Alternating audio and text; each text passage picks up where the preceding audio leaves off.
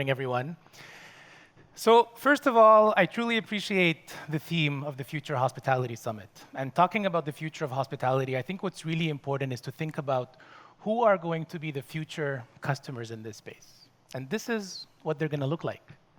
Millennials, Gen Zs, modern consumers, people that are driven by a digital experience, that are looking for something authentic and that want the flexibility to get what they want when they want it.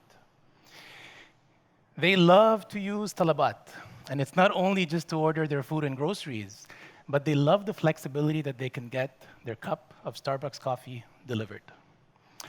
And when it comes to watching content online, they're going to use apps like Netflix so that they can binge watch the shows they want within a few clicks.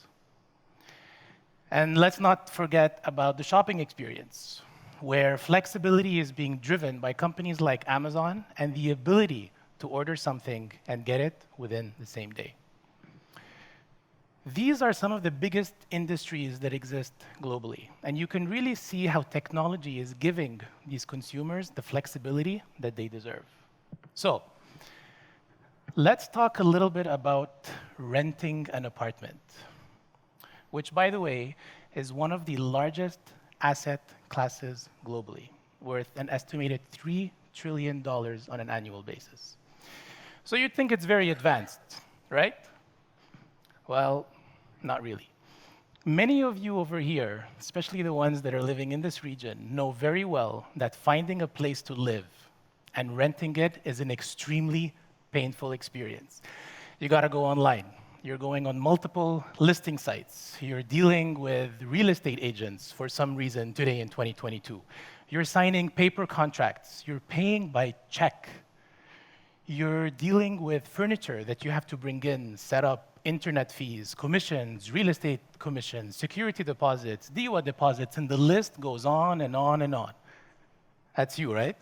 And then you finally move into your place, and what happens? You realize that you're stuck there for at least a year. Well, I'm happy to tell you that this is exactly what we're focusing on, and we found a way to completely transform the rental experience. So what we've done at Stella Stays is we've built our technology platform, and we offer high quality, furnished apartments at fair pricing and flexible conditions so that you can live the way you deserve. We focus on a few things. First of all, we create designs that are inspiring, that are turnkey, that you can just move in and that are ready to live. We've built technology and integrate with smart home devices so that you can actually move in and enjoy a seamless experience right away. And we focus on creating amenities in our buildings that foster communities. Most importantly, we've developed our own technology end-to-end to manage the whole ecosystem and life cycle of hospitality. And we've also created an app where you can literally find a place and start living within minutes. Whether it's to travel for a few nights or for a business trip for a few weeks, or if you need a place to live for a few months or more. We're creating enormous opportunities and the future of living. And it's not just about the place to stay, but we're creating experiences that are giving residents new opportunities, new experiences, and a sense of belonging. We work in a simple model directly with real estate developers. We source buildings, and we're allowing them to tap into a new market segment that's generating 35% more revenue. We started in 2019. Today, we have just over 1,000 properties in our portfolio across 5 different countries, 50,000 guests, and we're profitable. And we're obviously now ready to scale our portfolio regionally and globally. We're looking for investors, advisors, and mentors that want to join us on our mission to reinvent rentals and become the most loved hospitality brand in the world. Thank you very much.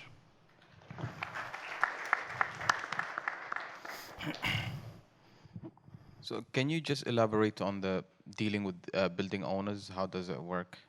So let's say I have a building. So what we do is we work with real estate developers that focus on residential buildings.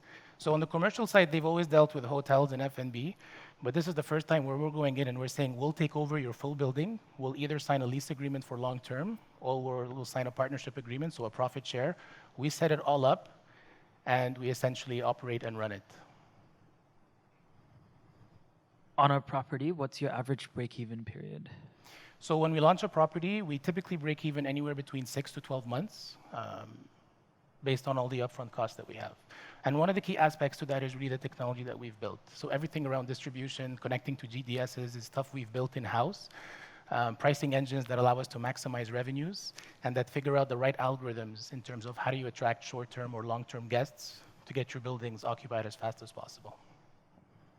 Quick question, and I'm not sure, you guys just started in 2019, but what happens at the end of a contract that you have with the building? Because all the assets, the furniture, all of that stuff is yours. What happens? So it's not necessarily ours. So we sign long-term agreements, so it's 10 years minimum.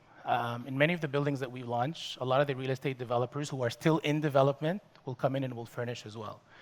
So we sign agreements that actually make sense. At the end of the day, we want to provide them value. This is the only market segment that exists globally from a real estate point of view that is still archaic. They're still dealing with property management companies, 200 tenants, bounce checks, accountants left, right, and center, and we're coming in, giving them and turning their building from a commodity into an actual valuable asset that has much more of a worth and that has a brand in there for the first time. It's like a building developer that builds a commercial building and brings in one of the top hotels. We're doing that on the residential side. So this is really a new market segment. There are two big companies out of the US. One is called Sonder, one is called Selena.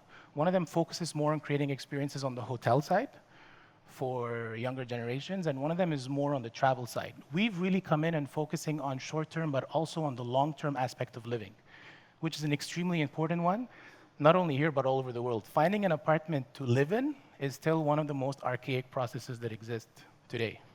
Whether you're here, or in North America, or in Europe, or in Asia, or in South America, and the list just goes on and on and on. Yeah, you can book for one night, you can book for 1 month. So Airbnb is a marketplace. Think of it like Booking.com. And you've got great hotels on Booking.com, but on Airbnb, the marketplace is filled with individuals that have a few apartments here and there. We're coming in with a brand, and we're coming in with a brand that says you're going to have a full building where you'll be able to find a place to stay that's consistent, that's clean, that has the digital aspect, that has the actual experience that you're looking for.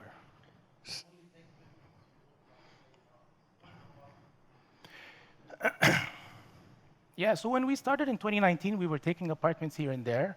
At some point, we realized that in order to build the brand right, you need to be able to give that consistent experience to your guests. So, Dubai is very known. You can be in a building, and all of a sudden, they turn off the pool for 3 weeks. And that might be okay for a resident, but in our case, we can't allow that.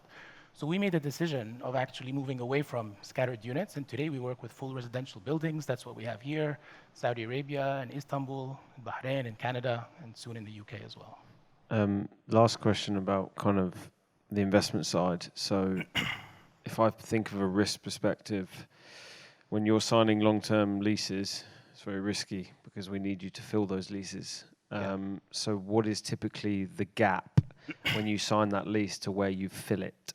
And I guess that will improve the more users you have and the biggest exposure. But right now, what is typically that time limit? Because I'm guessing it's not overnight. No. So, for example, we just launched a building in July in Riyadh. We filled that building up in 8 weeks. There is an immense amount of demand between residents, business travelers, and tourists. And if you think about it, this is... So you're still profitable, and you soak up 8 weeks of cash that you've spent as a business. Essentially, yes. Mohammed, how much have you raised so far? So it was all self-funded initially. We bootstrapped it with $1 million dirhams. We've been able to find a lot of profit share buildings as we grew, so we hustled a lot to make it happen. Right now, we are in the initial phases of getting our Series A out there. We're raising $25 million US, really to establish ourselves as the regional leader when it comes to what we're calling tech-enabled branded residences. And what's the valuation? So that's being driven by the market, and we're anchoring right now one of our key VCs that's driving that for us. But it's a huge market. Well, approximately, what are you looking at?